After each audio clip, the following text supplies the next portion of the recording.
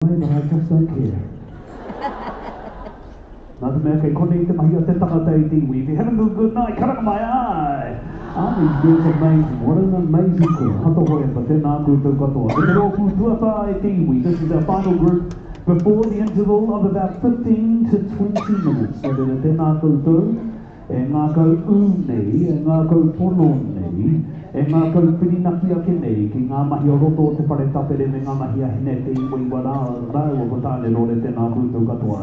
Ko te rōpū tuawha, led by their Prefect Karen King, is Te Reo Rangahau.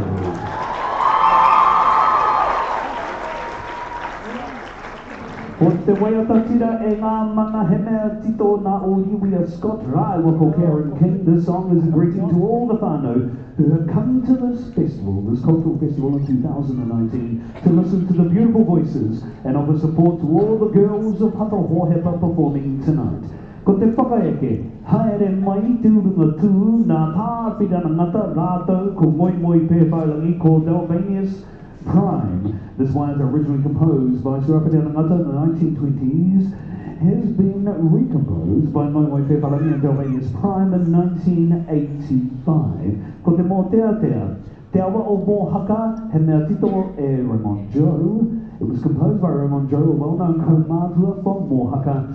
The river is a significant part of identity for Ngāti Pāhauwera. It is not just a river, it is an ancestor. It is home to many of Ngāti Pāhauwera taniwha and kaitiaki.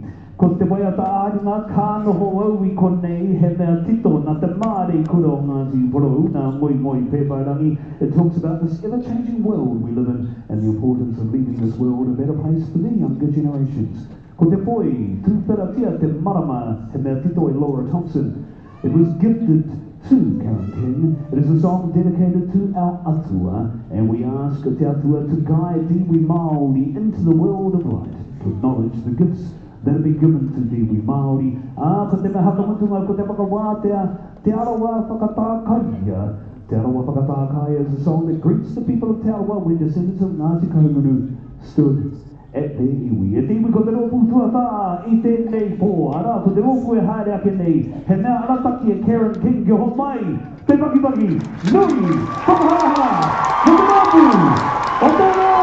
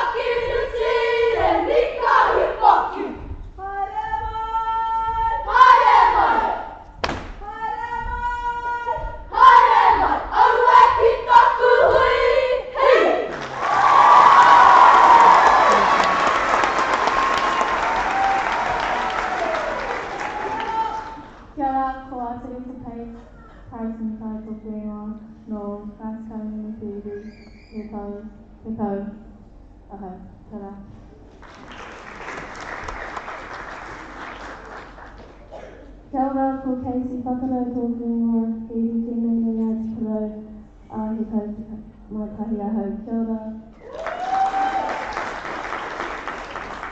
Kia ora, ko Waimiri Rangahau tōku ingoa, he iri tēnei no Ngāti Porou, he tau tukau maurua ahau. Kia ora. Kia ora, ko Miri Arori tōku ingoa, he iri tēnei no Ngāti Porou me Ngāti Awa, he tau tukau maurua ahau. Kia ora. Kia ora, ko Karakin tōku ingoa, he iri tēnei no Ngāti Porou, Ngāti Pāhauira, me Ngāti Kahunganui, he tau tukau maurua ahau. Kia ora. Kia ora, ko Takutai Tōmuri Grace tōku ingoa, he iri tēnei no Ngā Puhi me Ngāti Porou, he tau tukau ahau. Kia ora. Kia ora, ko Rahe Ashford Morgan tōku ingoa, he iri tēnei no Ngāti Awa, he tau iwa ahau. Kia ora. Meri ora e te whānau, ko te waira kai tōku ingoa, he iri tēnei no Ngāti me Ngāti Whātua, he tau tukau ahau. Kia ora. Kia ora, ko Harmony Wai tōku ingoa, no Ngāti Maria Poto Taranaki o Kuiwi, he tau iwa ahau. Kia ora. Kia ora, ko Alejandra Nicholson tōku ingoa, he iri tēnei no Tainui, he tau tukau mātahi ahau. Kia ora. Kia ora, ko Te Roa Pauliu Robson tōku ingoa, he iri tēnei no Te Rarua Te Autauri me Ngāti Kuri, he tau iwa ahau. Kia ora. Kia ora, ko Suri Kalanga tōku ingoa, he iri tēnei no Ngāti Tupari Toa me Ngāti Maripoto, he tau tukau ahau. Kia ora. Kia ora, ko Jana Huku Korewha tōku ingoa, he iri tēnei no Ngāti he tau iwa ahau. Kia ora. Kia ora, ko Hayden Smith tōku ingoa, he iri tēnei no Rongomawahi he tau iwa ahau. Kia ora. Kia ora, ko Freedom Paul Toatoa tōku ingoa, he iri tēnei no Ngāti Kahungunu, he tau tukau ahau. Kia ora.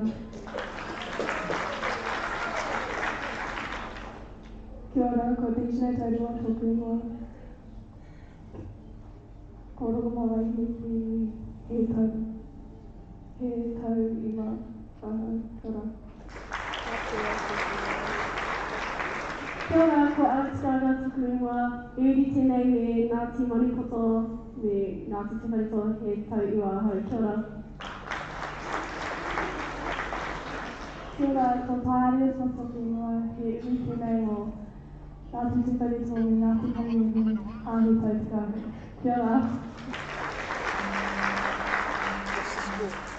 Kia ora, ko Miriana Ogilvy tōku ingoa, he iri tēnei mō Ngāti Porou me Ngā Puhi, he tau iwa ahau. Kia ora. Kia ora, ko Te Ahuna Johansson tōku ingoa, he iri tēnei no Ngāti Kahungunu, he tau tukau mātahi ahau. Kia ora. Kia ora.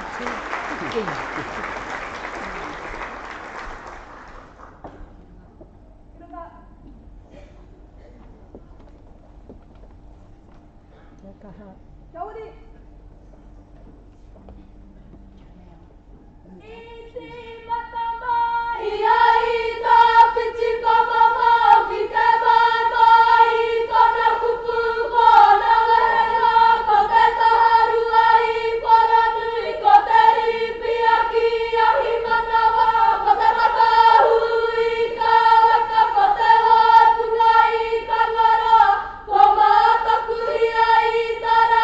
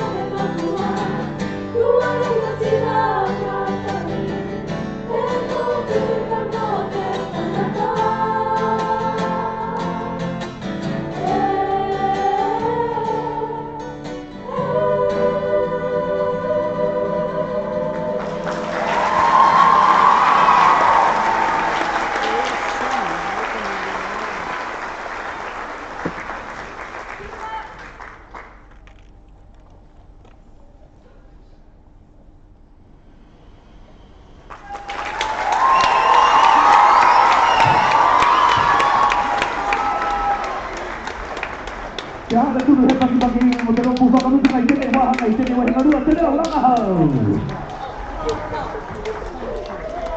Okay, so we are going to take a quick